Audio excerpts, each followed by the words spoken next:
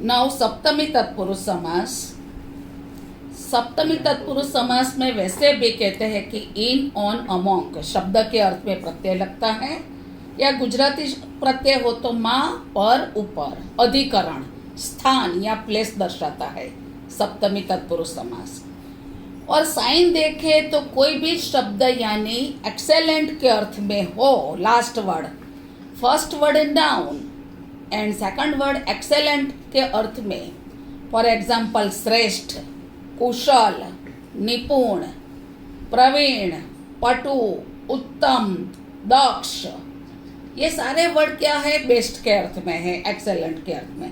तो last word श्रेष्ठ, कुशल, निपुण, प्रवीण, पटु, उत्तम या दक्ष, यही शब्द होगा तो बिना सोचे यानी कि सप्तमी तत्पुरुष। कहते हैं ना कि यह विद्यार्थी वचन कुशल, वचन में कुशल, नीति निपुण, नीति में निपुण, कार्य दक्ष, कार्य में दक्ष, एक्सपर्ट इन वर्क यानी निपुण, एक्सपर्ट इन एथिक्स, विहग श्रेष्ठ, बेस्ट अमंग बर्ड्स, पक्षियों में श्रेष्ठ, खगोत्तम, बेस्ट अमंग बर्ड्स, दोनों विहग श्रेष्ठ या खगोत्तम, पक्षियों में श्रेष्ठ।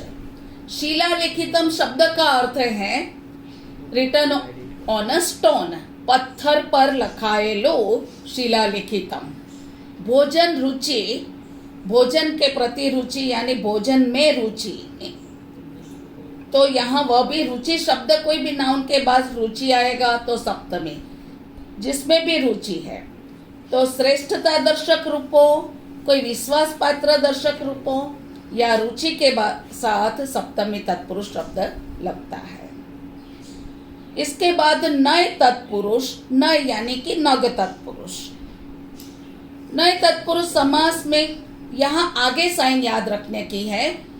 नय का मतलब ही यहाँ क्या है कि कोई भी शब्द के आगे अ अथवा अन फॉर नेगेटिव अर्थ में अ या अन प्रत्यय होगा पहले, इसके बाद कोई भी नाउन होगा।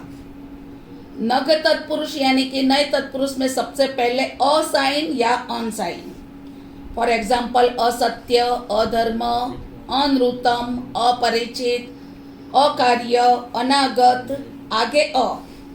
अधर्मम दैट मीन्स न धर्मम, असत्यम न सत्यम, अनृतम न नृतम। असत्य एंड नृतम, अनृतम सेम वर्ड है। अपरिचितम, अनागतम, अनागतम, अनागतम में अन सफिक्स है। अकार्यम तो आगे अ या अन सफिक्स, इट इज कॉल्ड न यानी कि नग तत्पुरुष समास। टेक्स्ट बुक में से चैप्टर वाइज तुम्हें ये बाकी समास के एग्जाम्पल भी जो भी मैंने साइन लिखाई है उनके मुताबिक तुम सबको मिल जाएंगे, सबको कॉपी करना है टेक्स्ट बुक में से। नौ उपपद तत्पुरुष समास, नग तत्पुरुष या नय तत्पुरुष एंड उपपद तत्पुरुष समास रिलेटेड बाय टू केसेस, वह भी तत्पुरुष का ही एक प्रकार है। लेकिन उपपद में तुम्हें याद रखना है कि फर्स्ट वर्ड नाउन होगा और सेकंड वर्ड क्रियापद का कोई मूल शब्द होगा, वर्ब, नाउन प्लस वर्ब यानी कि धातु साधित शब्द।